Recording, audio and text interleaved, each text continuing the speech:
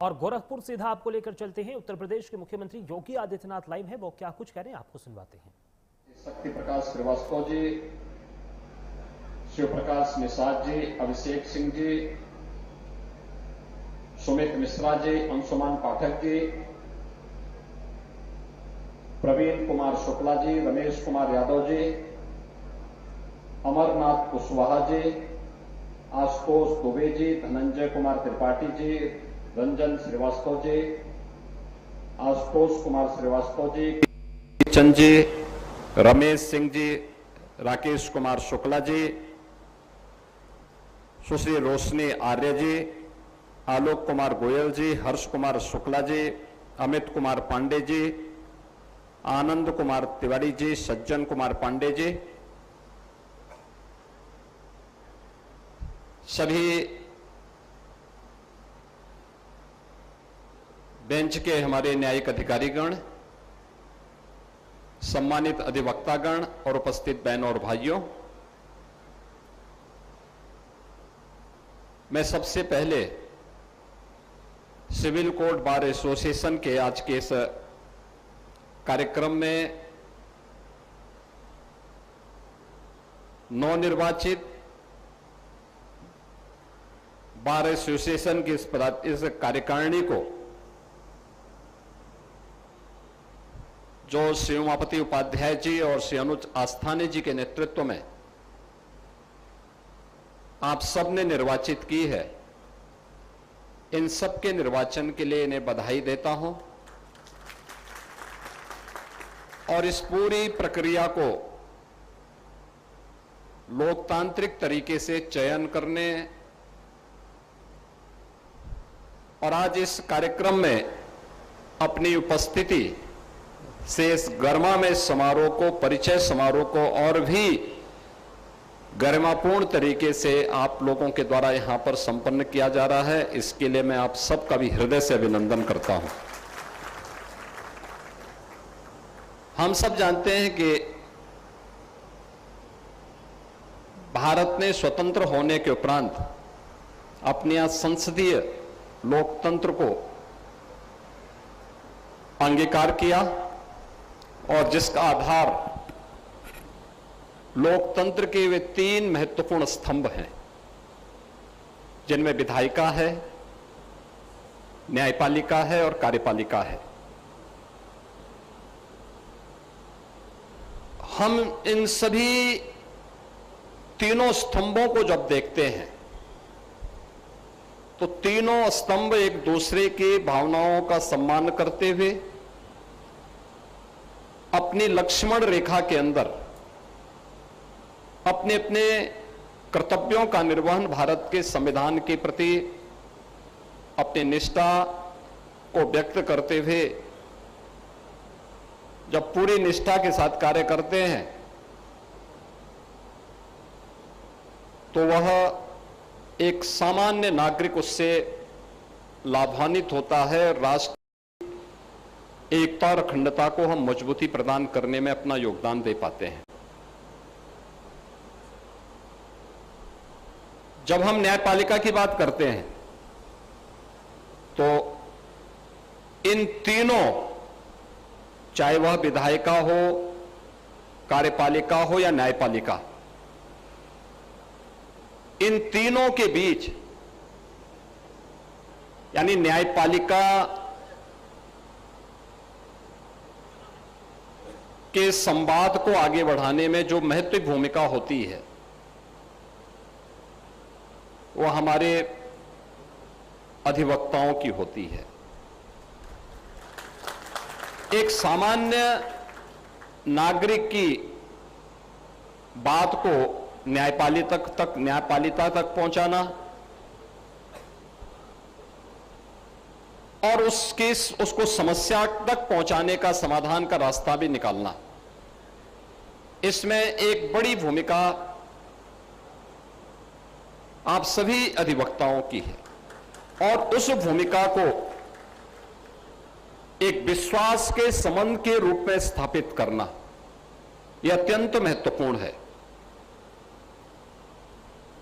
मैं अक्सर इस बात को मानता हूं कि हमारे अधिवक्ता केवल एक मुकदमा नहीं लड़ते, बल्कि एक सामान्य नागरिक के विश्वास के प्रतीक होते हैं। वह समाज के एक विधिक सलाहकार भी हैं। वे संविधान के एक सच्चे प्रहरी के रूप में, उस वाहक के रूप में, सारथी के रूप में अपनी भूमिका का निर्वहन भी करते हैं। और याद रखना, विधि का शासन तब आता है जब न्याय की गुणवत्ता हो, न्याय सुलभ हो, सर्वसुलभ हो और समयबद्ध हो। न्याय की गुणवत्ता के लिए, न्याय की सुलभता के लिए और न्याय की समयबद्धता के लिए भी जो सबसे बड़े वाहक के रूप में जिनकी महत्वपूर्ण भूमिका होती है वह अधिवक्ताओं की होती है। और ऐसे अधिवक्ताओं से जुड़े हुए उनके बार एसोसिएशन में मुझे एक बार फिर से आने का अवसर प्राप्त हुआ है। मैं इस अवसर पर आप सभी का हृदय से अभिनंदन करता हूं। नवनिर्वाचित कार्यकारिणी को हृदय से बधाई भी देता हूं। गोरखपुर सिविल कोर्ट की स्थापना, इसका एक लंबा इतिहास है। 1895 में इसकी स्थापना होती है। अब सोचो, पीढ़ी दर पीढ़ी न्याय के लिए, सत्य के लिए, समाज के उन मूल्यों और उन सिद्धांतों की स्थापना के लिए गोरखपुर का यह न्यायालय परिसर पूरी प्रतिबद्धता के साथ लगा हुआ है। याद करिए, देश की आजादी के आंदोलन के दौरान भी गोरखपुर की कचहरी की बड़ी भूमिका थी। उस समय bar association civil court Gorakhpur के अधिवक्ताओं ने एक बड़ी भूमिका का निर्वहन किया और यही कारण है कि बार एसोसिएशन गोरखपुर ने केवल स्वाधीनता आंदोलन ही नहीं, बल्कि स्वाधीनता आंदोलन के बाद भी राजनीति के, समाज जीवन के अलग अलग क्षेत्र में उन्होंने प्रतिनिधित्व भी देकर के समाज को एक नई दिशा देने का काम किया। जब हम यहां के इतिहास के बारे में कहते हैं तो बाबू चारू चंद्र दास जी, जस्टिस इस्माइल, इनका नाम हम सबके सामने बड़े श्रद्धा के साथ, बड़े सम्मान के साथ लिया जाता है। यहीं के अधिवक्ता पंडित हरीश चंद पति त्रिपाठी जी, प्रमोद चंद कुमार श्रीवास्तव जी, माननीय उच्च न्यायालय इलाहाबाद के न्यायमूर्ति के रूप में इन्होंने यहां के बार को सम्मानित किया। एडवोकेट केपी सिंह जी, राजनीति के क्षेत्र में उन्होंने आप सबकी बदौलत उत्तर प्रदेश के अपर हाउस का प्रतिनिधित्व किया। 2-2 बार विधान परिषद के सदस्य चुने गए। यानी जिस बार का महत्व इस बात से जोड़ा जाता है कि उसने न्यायमूर्ति दिए, स्वाधीनता संग्राम के अग्रणी सेनानी दिए और उसने एक समृद्ध विरासत अपनी वर्तमान पीढ़ी के लिए छोड़ा हो। उस बार एसोसिएशन के साथ जुड़ना और उस बार के साथ, उस गरिमा के साथ आगे बढ़ना एक हम सब के लिए महत्वपूर्ण उपलब्धि होती है। मित्रों, हम सब इस बात को जानते हैं कि भारत की आजादी के दौरान देश के अधिवक्ताओं की भूमिका कितनी महत्वपूर्ण थी। उस समय देश की आजादी के आंदोलन को नेतृत्व देने वाले जितने भी बड़े नेता थे, राष्ट्रपिता महात्मा गांधी हो, नेताजी सुभाष चंद्र बोस हों, लौह पुरुष सरदार वल्लभ भाई पटेल हों, भारत के संविधान सभा के अध्यक्ष डॉक्टर राजेंद्र प्रसाद जी हों, भारत के संविधान के शिल्पी बाबा साहब डॉक्टर भीमराव अंबेडकर हों, देश के प्रथम प्रधानमंत्री पंडित जवाहरलाल नेहरू हों, एक लंबी श्रृंखला है, महामना पंडित मदन मोहन मालवीय का नाम हो, उत्तर प्रदेश के प्रथम मुख्यमंत्री पंडित गोविंद वल्लभ पंत का नाम हो, यानी ये सभी अधिवक्ता समुदाय से निकले हुए थे। यानी कितनी गरिमापूर्ण और कितनी गौरवशाली परंपरा अधिवक्ताओं की है, और उस गौरवशाली परंपरा के साथ आप सबको जोड़ने का अवसर प्राप्त होता है। आप जब भी याद रखना, जिसके सामने एक समृद्ध परंपरा हो, एक समृद्ध आदर्श हो, उसके लिए आगे बढ़ने के लिए एक लक्ष्य होता है कि हम भी प्रयास करेंगे तो वहां तक पहुंच सकते हैं। उन्होंने भी शुरुआत छोटे से की, लेकिन एक लंबी छलांग लगाई और वहां तक पहुंचे। डॉक्टर राजेंद्र प्रसाद जी की सादगी, उनकी ईमानदारी, भारत के मूल्यों के प्रति उनकी निष्ठा किसी से छुपी भी नहीं थी। मैं जब भी प्रयागराज जाता हूं, मुझे डॉक्टर राजेंद्र प्रसाद जी की स्मृतियां आती हैं। जब मैं वहां के फोर्ट को देखता हूं, वहां के किले को देखता हूं, उस किले में प्रेसिडेंट सूट है। तो मैंने पूछा वहां, जब पहली बार जब मुझे प्रयागराज जाने का अवसर प्राप्त हुआ, तो मैंने पूछा, मैंने कहा ये प्रेसिडेंट सूट का मतलब यहां? तो तब मुझे बताया गया कि कुंभ के दौरान भी और प्रतिवर्ष माघ मेले के दौरान भी राष्ट्रपति रहते हुए डॉक्टर राजेंद्र प्रसाद जी प्रतिवर्ष 1 माह का समय प्रयागराज में व्यतीत करते थे। माघ मेले के दौरान वहां रह करके अपने आध्यात्मिक मूल्यों को किस रूप में विकसित करके राष्ट्र को लाभान्वित करते थे, यह कार्य प्रयागराज में रह करके उनके द्वारा संपन्न किया जाता था। भारत केवल स्वतंत्र 1947 में हमें राजनीतिक स्वतंत्रता नहीं मिली थी, भारत को संपूर्ण स्वतंत्रता प्राप्त हुई थी। भारत के मूल्यों की स्थापना के लिए क्या कुछ प्रयास होने चाहिए।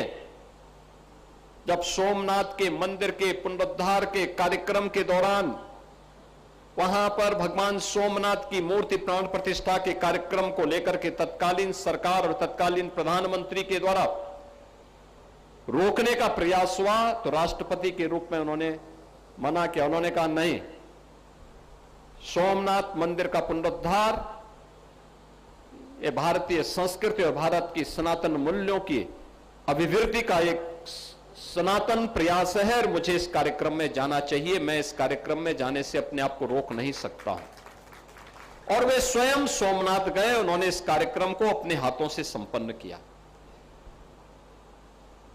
आखिर राजेंद्र बाबू भी तो अधिवक्ता थे, और इसलिए राजेंद्र बाबू की इस स्मृति को बनाए रखने के लिए हमारी सरकार ने देश की संविधान सभा के अध्यक्ष के रूप में उनके योगदान को ध्यान में रखते हुए उत्तर प्रदेश के प्रयागराज में हम लोग doctor Rajendra Prasad national law university का निर्माण हम लोगों ने किया है।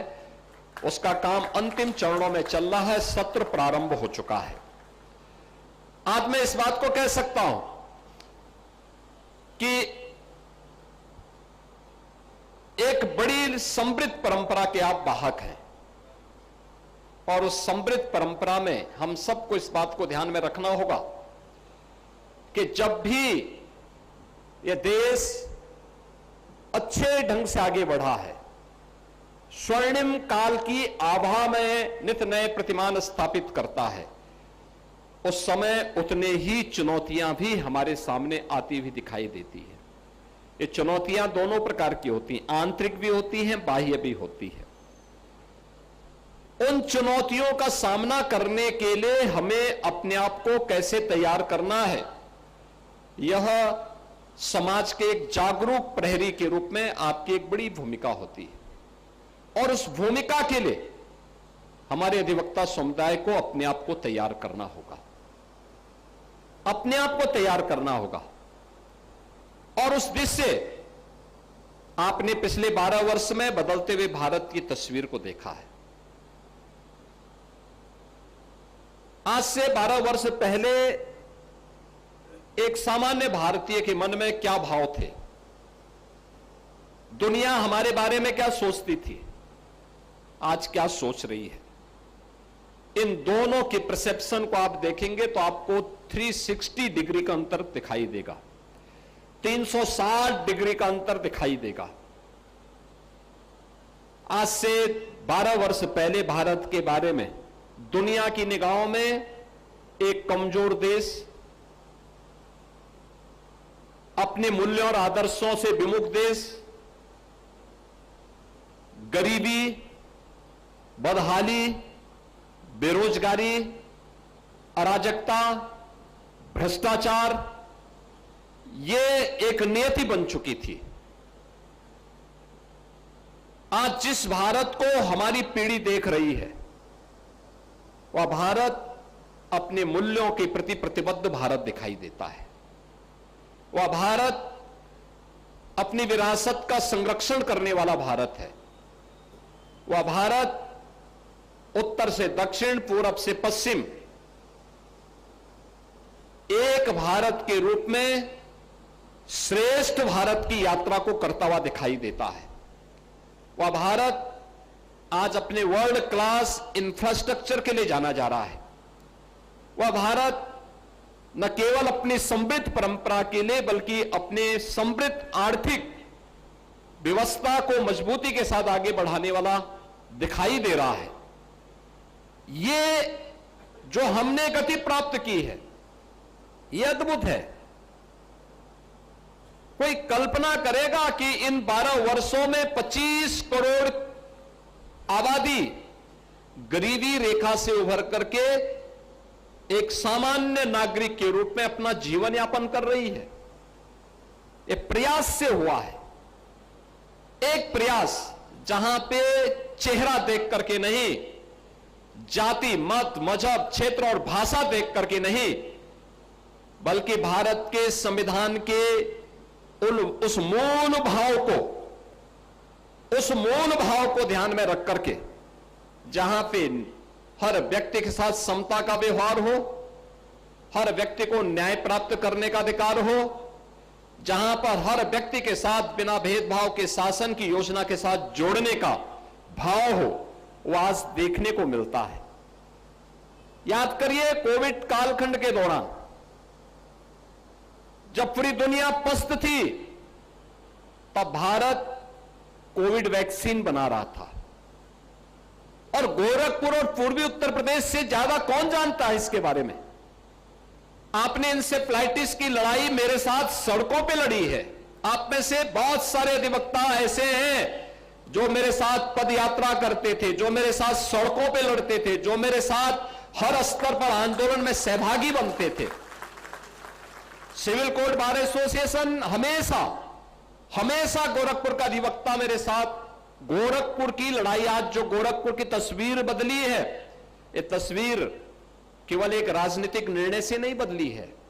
ये वो तस्वीर बदली है जो हम लोगों ने आपके साथ में सड़कों पे लड़ करके देखा है और सड़कों पर उन मूल्यों की स्थापना के लिए कार्य किया है। और उस भाव के साथ जब हम आगे बढ़े हैं, तब यह परिवर्तन हम सबको देखने को मिला।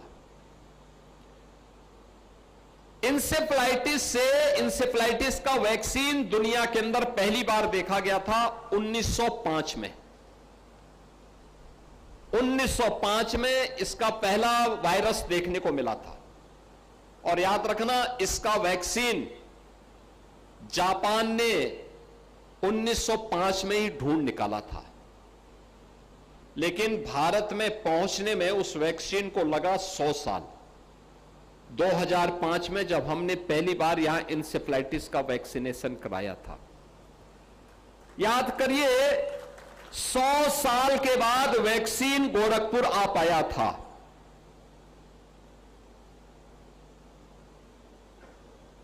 बीमारी 100 साल पुरानी है। दुनिया में वैक्सीन 100 साल पहले बन चुकी थी, लेकिन गोरखपुर आने में उस वैक्सीन को लगे 100 साल। और कोविड के समाधान के लिए प्रधानमंत्री मोदी जी के नेतृत्व में जो अभियान चला, मात्र 9 महीने में हमने भारत के अंदर अपना वैक्सीन बनाया। न केवल भारत की 140 करोड़ लोगों को बचाने का कार्य किया, बल्कि दुनिया के अंदर 100 देशों को भी वैक्सीन की आपूर्ति की। बहुत सारे देश ऐसे थे जो वैक्सीन नहीं खरीद सकते थे, उनको भी वैक्सीन उपलब्ध करवाया। यानी भारत के अंदर 140 करोड़ के भारत में 80 करोड़ लोगों को फ्री में राशन की सुविधा दी। आज भी भारत 80 करोड़ लोगों को फ्री में राशन की सुविधा दे रहा है। कोई सोचता था भारत के अंदर 50 करोड़ लोगों को आयुष्मान भारत की 5 लाख रुपए की सुविधा हर वर्ष प्राप्त हो पाएगी?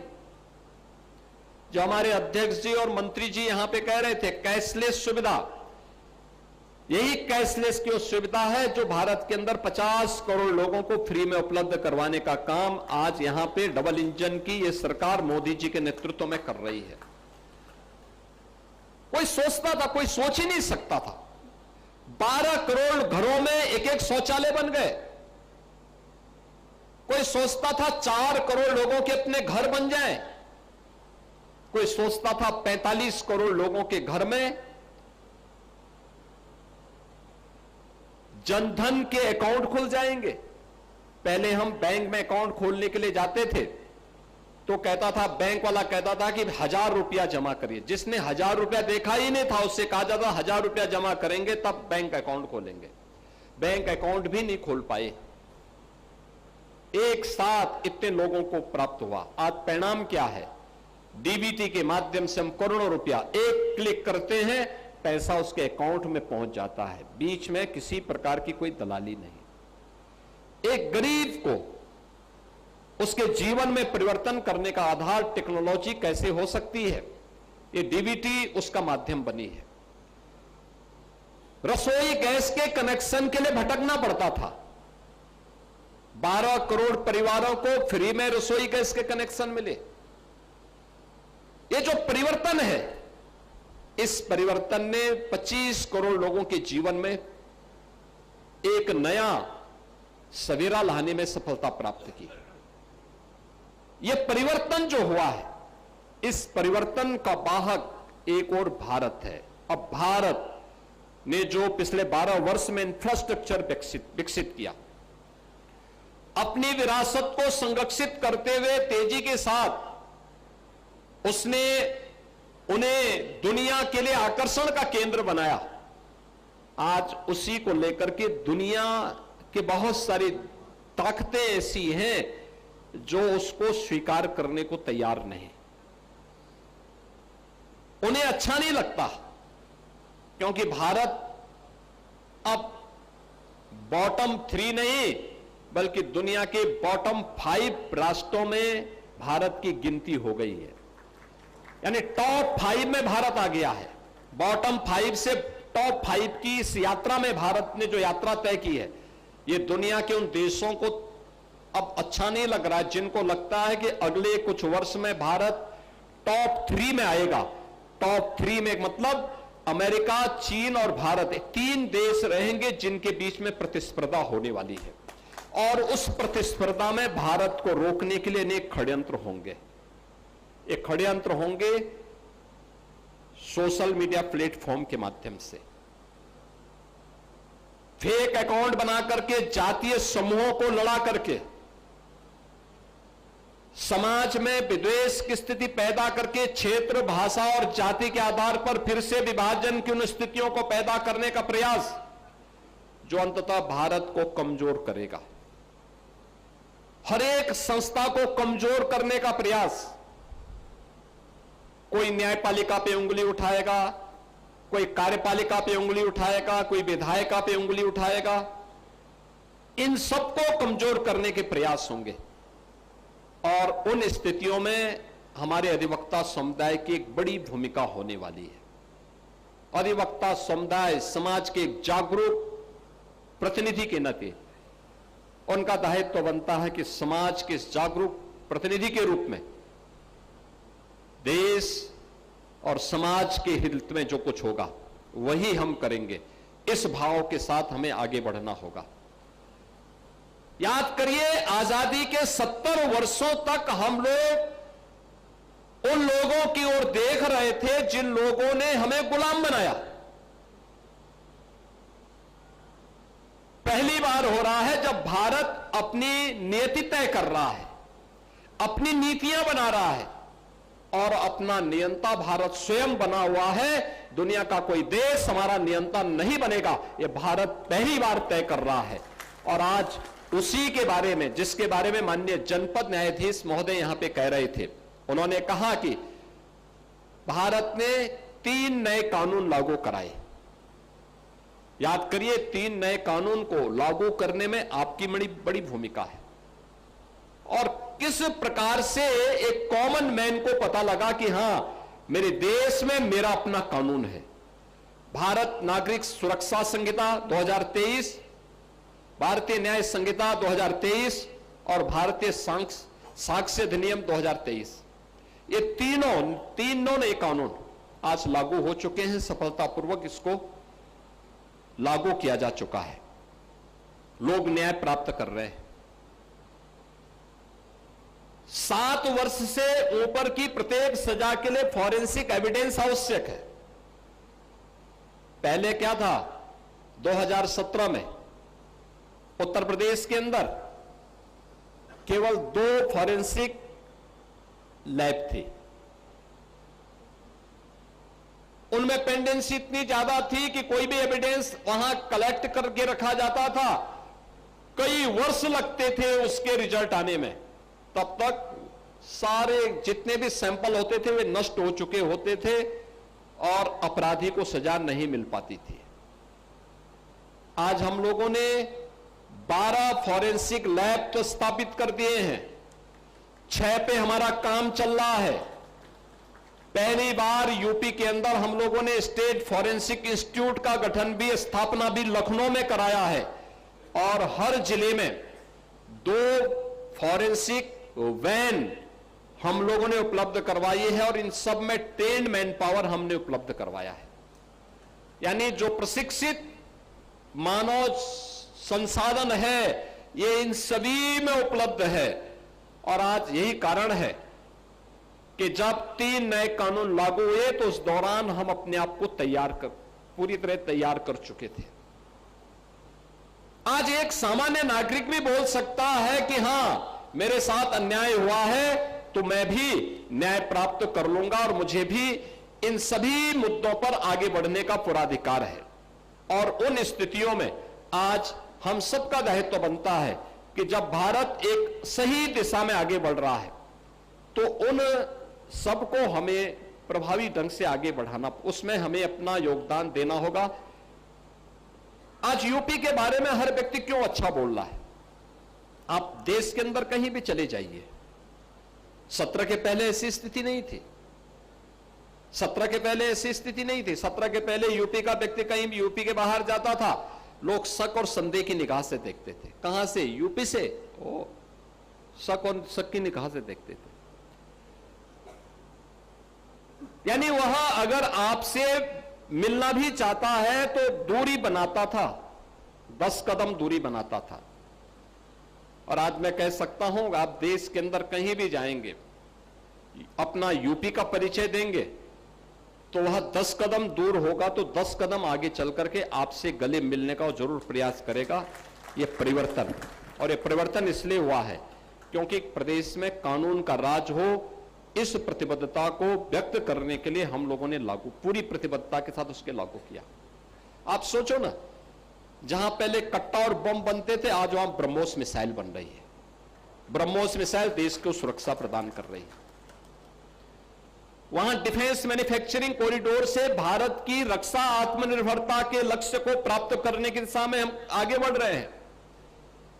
जिस राज्य में पहले बेरोजगारी और पलायन जिसके लिए एक चैलेंज था, आज उस राज्य सबसे कम बेरोजगारी दर वाला राज्य है देश के अंदर। सबसे बड़ी आबादी का राज्य, लेकिन बेरोजगारी की दर सबसे कम। क्योंकि उसके लिए उन नए स्रोतों को ढूंढा गया, उस प्रकार का माहौल बनाया गया, उस प्रकार का इंफ्रास्ट्रक्चर तैयार किया गया। आपको यहां से लखनऊ जाने के लिए पहले 5-6 घंटे लगते थे, आज 3.5 घंटे में आप लखनऊ जा सकते हैं। वाराणसी जाने में आपको पहले 4 से 5 घंटे लगते थे, आज 2.5 घंटे में आप वाराणसी जा सकते हैं। पहले एयर कनेक्टिविटी नहीं थी, आज बेहतरीन एयर कनेक्टिविटी है।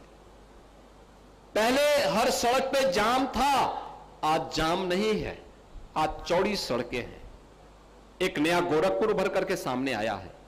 पहले रामगढ़ ताल पूरे गोरखपुर सिटी के सीवर और ड्रेनेज का एक गढ़ बन चुका था, आज वहां पर बड़े बड़े लोग अपना आवास खरीद रहे हैं। और मैं देखता हूं शाम के समय तो भारी संख्या में टूरिस्ट वहां रहते हैं, भारी संख्या में रहते हैं। यह जो परिवर्तन हुआ है, ये परिवर्तन इसलिए हुआ है क्योंकि परिवर्तन का वाहक देश है। देश चाहता है, जनता चाहती है, युवा चाहती है, और उस परिवर्तन का आधार बना है। पहले उपद्रव होते थे, कर्फ्यू लगता था, दंगे होते थे, अब उपद्रव नहीं, अब उत्सव है। हर जनपद में उत्सव, हर जनपद में महोत्सव हो रहे हैं। दंगा और कर्फ्यू नहीं है, हर ओर खुशहाली है, हर ओर लोगों के मन में एक नया भाव है। हम लोगों ने अनेक प्रकार से इन कार्यों को आगे बढ़ाने का काम किया, और एक प्रयास केवल एक स्तर पर नहीं हुआ। शासन उसको लागू करने वाला है, लेकिन उसको इंप्लीमेंट करने में समाज के अलग अलग शासन प्रशासन, समुदाय के अलग अलग तबके के लोगों की भूमिका, और सबने जब एक साथ एक स्वर में एक दिशा में चलना प्रारंभ किया, एक दिशा में बोलना प्रारंभ किया, उसका परिणाम हम सबके सामने आया है। और इसीलिए राज्य सरकार भी जब भी वेलफेयर की स्कीम को आगे बढ़ाने की बात आती है, तो हम भी बार बार इन चीजों को कहते हैं कि नहीं, होना चाहिए, जरूर इस कार्य को आगे बढ़ाया जाना चाहिए। और उसी क्रम में हम लोगों ने जो तय किया था, सबसे पहले अधिवक्ता कल्याण निधि की स्थापना के कार्य को आगे बढ़ाते हुए, याद करिए, पहले कल्याण निधि में केवल 1.5 लाख रुपए प्राप्त होते थे। किसी विद्वान अधिवक्ता के दिवंगत होने पर मात्र 1.5 लाख मिलते थे। हमने कहा भी 1.5 लाख बहुत कम राशि है, इस राशि को हमने 5 लाख रुपया किया, 5 लाख रुपया किया। और मुझे बताते हुए प्रसन्नता है कि हम लोगों ने इसके जो कॉर्पस फंड है, इसको हमने 500 करोड़ रुपए का ही कॉर्पस फंड आपका बना दिया है, कि उसी से कोई राज्य सरकार कोई भी रहे, इसके ब्याज से ही सारा पैसा से काम चलेगा। अब तक हम 4000 ऐसे अधिवक्ताओं के परिवारजनों को 200 करोड़ रुपए से अधिक की धनराशि उपलब्ध करवा चुके हैं। इसके साथ ही आर्थिक सहायता पहले केवल 60 वर्ष तक की आयु की सीमा तक ही प्राप्त होता था। अब हम लोगों ने अधिवक्ता अगर 70 वर्ष तक का भी है, दुर्भाग्य से दिवंगत हो गया है, तो उसके परिवार को भी हम लोग इससे आच्छादित करते हैं। और ये कार्य हम लोगों ने यहां किया है। न्याय मित्र और विशेष अधिवक्ता था नामित अधिवक्ता की बहस की फीस को बढ़ाकर के हम लोगों ने 2300 रुपए कर दी है। उप जिला शासकीय अधिवक्ता और रिटेनर फीस को बढ़ाकर 9000 रुपए, सहायक जिला शासकीय अधिवक्ता की रिटेनर फीस को 10,000 रुपए, अपर जिला शासकीय अधिवक्ता की रिटेनर फीस को बढ़ा के 11,000 रुपए तथा जिला शासकीय अधिवक्ता की प्रतिमाह रिटेनर फीस को बढ़ाकर के 14,000 रुपए कर दी है। सभी जिला शासकीय अधिवक्ताओं की बहस फीस में भी वृद्धि की गई है। माननीय उच्च न्यायालय और माननीय सर्वोच्च न्यायालय की में राज्य की पैरवी करने वाले जितने भी हमारे विद्वान अधिवक्ता हैं, विधि अधिकारी, उनकी फीस को भी 50% से अधिक की वृद्धि इसमें हम लोगों ने की है। अधिवक्ता सामाजिक सुरक्षा निधि योजना के अंतर्गत अब तक हम लोगों ने 87 करोड़ 86 लाख रुपए की से अधिक की धनराशि का भुगतान भी हम लोगों ने किया है। और युवा पीढ़ी के अधिवक्ताओं के बौद्धिक रूप से समृद्ध करने के लिए पुस्तकें और विधिक जो पत्रिकाएं हैं उनके क्रय के लिए भी 1,60,00,000 रुपए से अधिक की धनराशि हम लोगों ने अब तक जारी की है। इसके साथ ही अधिवक्ताओं के बेहतर कार्य वातावरण बनाने के लिए त्वरित आर्थिक विकास निधि से हम लोगों ने अधिवक्ता भवन, चैम्बर बनाने के लिए झांसी, सुल्तानपुर, वाराणसी, प्रतापगढ़, संत कबीरनगर, सिद्धार्थनगर, देवरिया, बलरामपुर, गोरखपुर में भी हम लोगों ने धनराशि उपलब्ध करवाई है। प्रयागराज में 11 करोड़ रुपए, कासगंज में 15 करोड़ रुपए, लखनऊ में 5 करोड़ रुपए, श्रावस्ती में 5 करोड़ रुपए की धनराशि पहले ही अवमुक्त की जा चुकी है। और इलाहाबाद उच्च न्यायालय में 10,000 अधिवक्ताओं की बैठने की क्षमता के लिए 2,500 advocate chamber, multi level parking, dining hall, common room और लाइब्रेरी के निर्माण के लिए भी हम लोगों ने 600 करोड़ रुपए की लागत से इसको पूर्ण करके इलाहाबाद उच्च न्यायालय को उपलब्ध करवा दिया है। मित्रों, मैं यहां पे गोरखपुर में भी बहुत बार कहा हूं और मैं 17 से ही बोल रहा था और मैं चाहता था पहले गोरखपुर में लागू हो जाए, लेकिन गोरखपुर में उस प्रकार की परिस्थिति नहीं बनी। लेकिन इंटीग्रेटेड कोर्ट कॉम्प्लेक्स जिसको लेके अक्सर हम देखते हैं, मैं देख रहा था, वो तो आपका जज्बा है और आपका वो है। मैं देख रहा था बहुत तेज धूप थी, तब भी इधर हमारे अधिवक्तागण धूप में खड़े रहे, उनको उसकी बहुत परवाह नहीं थी। यानी मैं देख रहा था कितना क्या जिजीविसा है। बारिश पड़ रही थी तब भी इधर भी और उधर भी अधिवक्ता बारिश से भी भीग रहे थे, लेकिन कार्यक्रम में खड़े थे। यानी प्रकृति के विपरीत परिस्थितियों से भी जूझने का एक भाव। लेकिन हर एक चीज की अपनी एक सीमा होती है, एक समय तक होता है, और अगर वो उसको थोड़ा सुविधा संपन्न कर दिया जाए, उसकी कार्य क्षमता को और बढ़ाया जा सकता है। ये जो भी फैसिलिटी है, ये यहां पर फिजूल खर्ची नहीं है। इस कार्य क्षमता को बढ़ाने की दिशा में कार्य किए जाने के लिए, जैसे न्यायिक अधिकारियों के लिए मैं बहुत सकता कि डिस्ट्रिक्ट जज या एडिशनल डिस्ट्रिक्ट जज या सीजीएम के चेंबर में एसी नहीं थे।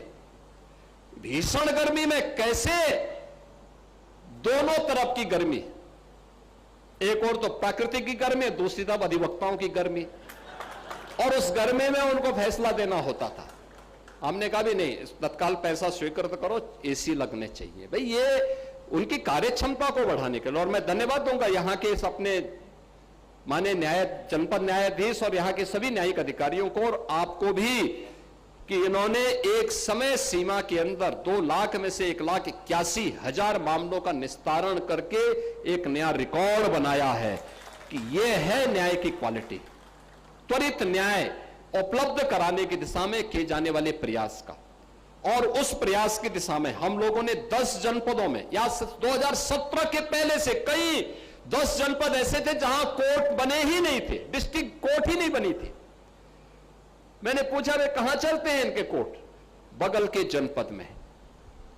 अरे भाई न्यायिक अधिकारी कैसे बैठते हैं, अधिवक्ता कहां रहते हैं? कहा भगवान भरोसे। हमने तत्काल 3,000 करोड़ रुपए मैंने एक साथ स्वीकृत किया। मैंने कहा एक साथ बनाना, और याद करना, इंटीग्रेटेड कोर्ट कॉम्प्लेक्स बनना चाहिए। एक छत के नीचे सभी न्यायालय बने, जितने ट्रिब्यूनल बनने वे भी वो इसी छत के नीचे आए, एक जगह सब होने चाहिए। और उस कैंपस में कम से कम 25 से 30 एकड़ क्षेत्रफल में हो।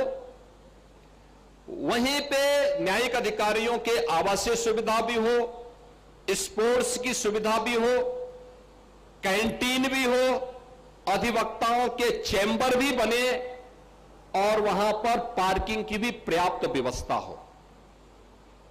ये सभी उन सभी 10 जनपदों में कार्य प्रारंभ हो चुका है। और मुझे प्रसन्नता है जब हमने प्रेजेंटेशन देश के मुख्य न्यायाधीश के सामने प्रस्तुत किया और वे स्वयं चंदौली में इस कार्य का शुभारंभ करने के लिए आए, अभिभूत थे। उन्होंने कहा यह मॉडल बहुत अच्छा है, और मैं पूरे देश के अंदर कहूंगा कि उस समय माननीय मुख्य न्यायाधीश महोदय ने कहा, मैं पूरे देश के अंदर कहूंगा कि इस प्रकार का मॉडल लागू किया जाना चाहिए, जहां पे इंटीग्रेटेड कोर्ट कॉम्प्लेक्स बनाया जा सके, एक छत के नीचे सभी कोर्ट भी आ सके और अधिवक्ताओं के बेहतरीन चेंबर भी बन सके, उनके लिए कैंटीन बन सके, उनके लिए अन्य जन सुविधाओं का विकास हो सके। टॉयलेट नहीं है, पेयजल की सुविधा नहीं है, ऑडिटोरियम नहीं है, कोई कार्यक्रम करना हो ऑडिटोरियम नहीं है, प्लेग्राउंड न्यायिक अधिकारियों के लिए नहीं है, कोई भी इस प्रकार के वो नहीं। परिणाम क्या होता है? कार्य क्षमता पर इसका असर पड़ता है और उस कार्य क्षमता को आगे बढ़ाने के लिए हम लोगों ने इन सभी कार्यों को जनपद न्यायालयों में हम लोगों ने इस कार्य को आगे यानी 10 जनपदों में इंटीग्रेटेड कोर्ट कॉम्प्लेक्स के कार्य को हमने लागू कर दिया है। जनपदीय न्यायालयों में आधुनिक सुविधाएं जैसे air condition, digital deposition writer की व्यवस्था, यह भी कार्य आगे बढ़ा दिया गया है। और साथ साथ जो मैंने पहले भी बताया कि हम लोगों ने हर रेंज में यानी मंडल स्तर पर फॉरेंसिक लैब की स्थापना भी की है। हर जिले में 2-2 मोबाइल फॉरेंसिक वैन की भी व्यवस्था की है और यूपी स्टेट फॉरेंसिक इंस्टीट्यूट की स्थापना का काम भी हम लोगों ने प्रदेश के अंदर मजबूती के साथ आगे बढ़ाया है। मुझे यह देख करके अच्छा लगा कि एडीआर अल्टरनेटिव डिस्प्यूट रिजोल्यूशन यानी जिसमें लोक अदालत, मीडिएशन, आर्बिट्रेशन के माध्यम से भी त्वरित न्याय सुनिश्चित किया जा रहा है, यह भी हम लोग आज देख रहे हैं। आज राज्य सरकार inter operable criminal justice system ICJS के अंतर्गत ई कोर्ट्स, ई पुलिसिंग, ई प्रोसिक्यूशन, ई फॉरेंसिक, ई प्रिजन की इंटीग्रेटेड प्लेटफॉर्म पर भी इसको जोड़ने की कार्रवाई तेजी के साथ आगे बढ़ रही है, जिसमें न्यायिक और प्रशासनिक प्रक्रियाएं भी बहुत तेजी के साथ आगे बढ़ाने का काम हो रहा है। इन सभी कार्यों को हम मजबूती के साथ आगे बढ़ा रहे हैं और मेरा मानना है अधिवक्ता समुदाय की इसमें एक बड़ी भूमिका होगी। जो बात अभी हमारे नवनिर्वाचित पदाधिकारी यहां पे कह रहे थे, उपाध्याय जी कह रहे थे, उनके पूज्य पिताजी, जब भी हम लोग सहजनवा की तरफ जाते थे तो बेचारे अभिभावक की तरह लिपट पड़ते थे, एक अधिवक्ता के रूप में, एक शिक्षक के रूप में, पुराने शिक्षक, लेकिन भारतीय संस्कृति के प्रति क्या समर्पण का भाव था, देखते हुए बनता था। और आज वे स्वयं यहां इस बार के अध्यक्ष के रूप में यहां पे विराजमान हैं। उन्होंने भी, अनुज अस्थाना जी ने भी, ये सभी लोग यहां पर जो बातें आज कहे हैं अधिवक्ताओं के लिए कैशलेस सुविधा के बारे में, और मैंने पहले भी कहा वे बार एसोसिएशन और सभी लोग मिलकर के तय करें, हम तो देने को तैयार हैं और अधिवक्ताओं को मिलना चाहिए। हमने जो किया उसको भी और इसको भी हम देने को तैयार हैं और इसके लिए हम एक व्यवस्था बनाएंगे जिससे इसको आगे बढ़ाया जा सके। अन्य कुछ बातें उन्होंने और कही हैं, उन कार्यों को भी हम मजबूती के साथ आगे बढ़ाने का काम करेंगे। और मैं आपको आश्वस्त करता हूं, अधिवक्ता समुदाय इस समाज का एक बहुत जागरूक प्रहरी है, दिन रात एक करते हुए आगे बढ़ता है और उस प्रक्रिया को हमें आज भी उस जागरूक प्रहरी के रूप में देश और समाज के सामने आने वाली चुनौतियों का अपनी चुनौती मान करके उसको आगे बढ़ना होगा। हमेशा जागरूक रहना होगा, चौकन्ना रहना होगा।